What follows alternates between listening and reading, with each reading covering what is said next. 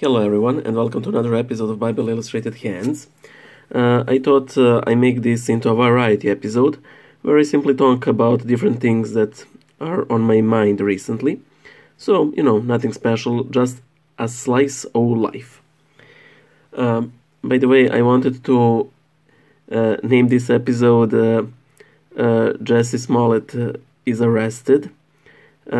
Without absolutely having no intention to talk about that event because it is pretty much self-explanatory. I wanted to talk about something else, which is internet atheists. So I wanted to put a deceiving video title, which is a YouTube no-no, especially a title like that, because it would get a lot of unwanted attention, especially considering how that subject is really popular among the commentary community as of now. So yeah, good call me not naming the video like that. I also wanted to call it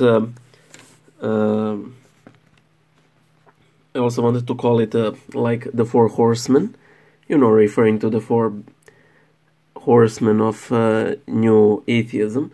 But then again, some people would maybe like, oh, he made a video about the Four Horsemen of the Apocalypse, and then just, a big disappointment. So those alternative titles fell into water.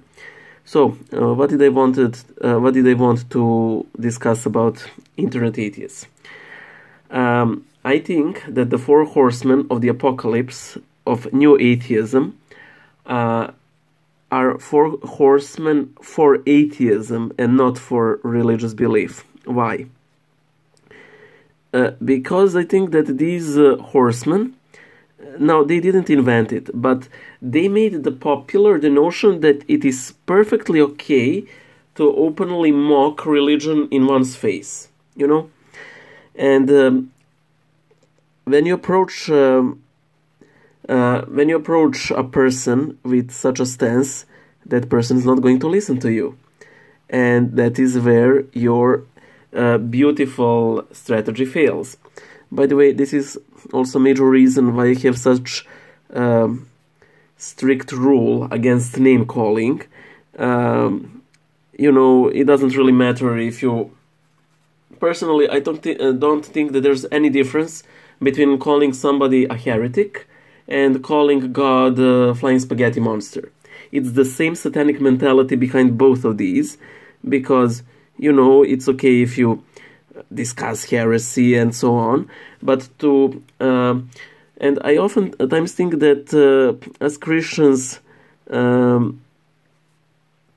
call a love what is essentially simply not caring. Like, you can tell somebody that he or she is wrong without directly calling them a heretic in their face.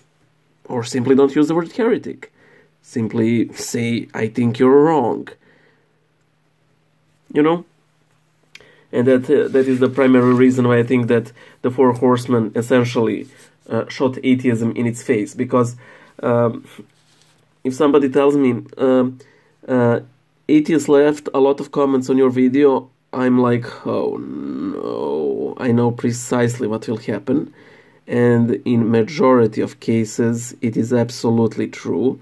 Flying spaghetti monster, in my recent video on atheism here on the channel, I was already being called dishonest. The word believe was written with letters lie in all caps. I don't have time for that. I ban such people instantly.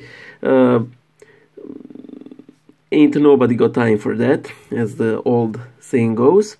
Like, as somebody has said, my religion is something very precious to me. It isn't something... it is like I take out a precious family vase, a family heirloom, and somebody starts using it as a chamber pot. I'm sorry. It's not there for you to offend like that. We can discuss intricacies of religion I don't mind if you say that God don't exist, but don't be furious about it. And if you had issues with God in the past, well, that's your problem. You're not an animal. You can keep up a normal conversation. So that's that. By the way, a friend of mine, he messaged me over Facebook and he said, "How do you like your new job?" And I was like, "Oh, I love it. It's so great." Blah blah blah. And he says, "Oh, great. Did you do Bible Illustrated?" And I sent him a GIF from the Game of Thrones where Cersei is doing her walk of shame with that septon going behind her, ringing a bell. Shame, shame. I wish I had a bell right here, right now. And I know it's pronounced GIF. I'm just saying it, to annoy you. I know perfectly well how it's pronounced. So, and he said when he has seen the GIF, he said, "Remember why you're doing it." Now that friend of mine isn't religious, but Christ, as I mentioned a couple of times before, does speak through people who are not religious, who may be even atheists. Why not? There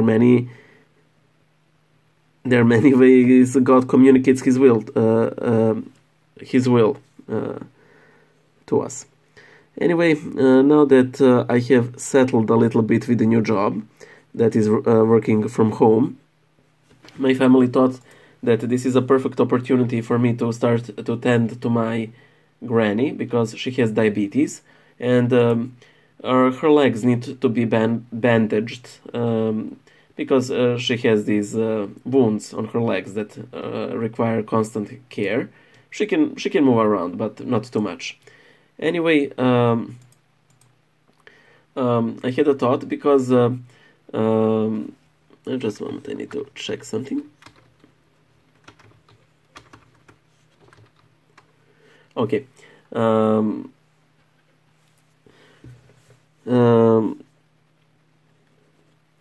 We buy her newspapers, but we generally buy her tabloids, because all the fancy papers have a really small font that so it's difficult to read. And what Serbian newspaper tabloids usually do, they send you these paper icons, which is something that I'm extremely annoyed about. I call that new iconoclasm, because I'm not a huge fan of mass production of religious iconography. I think it devalues it a great deal. But something I noticed these couple of days, and I thought it was rather beautiful, so I thought I might just as well share it. So my granny is not really religious, she respects it, as you would say in Serbia. She respects religion, but she's not all that religious herself. And on her bedside table, there's a lot of, alcohol bottles, bandages, these and that creams, and so on. And among all of these, medical items are these little icons that are sort of all around the table. And when I started helping Granny with the bandaging, I immediately approached it, as quite a high honor, because you're essentially helping someone relieve their pain. And, it's not really a pretty obligation, but I know. I'm simply good at it, and I love doing it, especially because it's for my granny.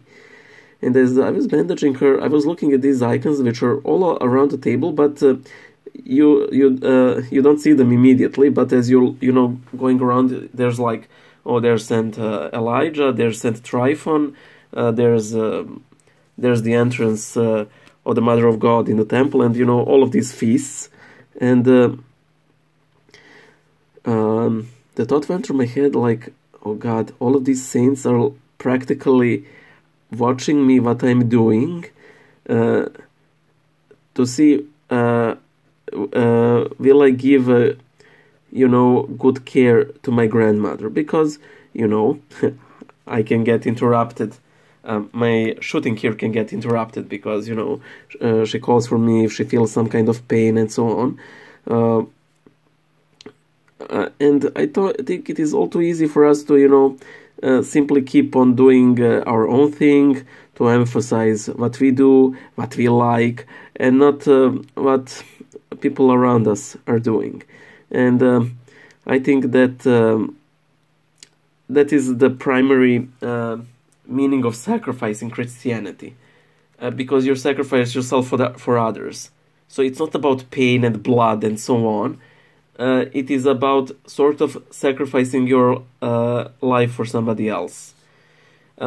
Technically, I could have done something more productive, but in the end, Christ won't ask me whether I went to gym, how much Bible verses did I draw, and so on, even if you guys think that they're neat and whatever. He will ask me how did I treat my granny, and how did I treat other people, you know? So, just sharing some of my tralala thoughts with you all. Well, that's it. I think this will be the first Bible illustrated drawing that I will post since quitting the old job and getting the new one. Well, see you guys next time. I'm especially glad that I managed to record all of this without coughing, even though today was quite a coffee day. Bye.